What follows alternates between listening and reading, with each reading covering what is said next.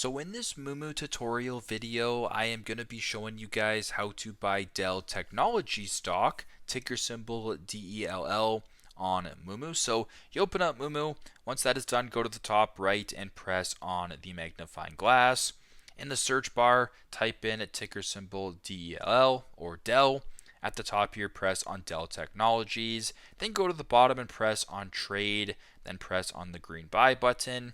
Once that is done, you can adjust the type of session, the order type, as well as the quantity. And once that's all done, go to the bottom and press on the green Buy button, and then you can proceed that way. So very simple, very straightforward. This is how to buy Dell Technologies stock on Moomoo. Thanks again for watching, and I hope this video helps.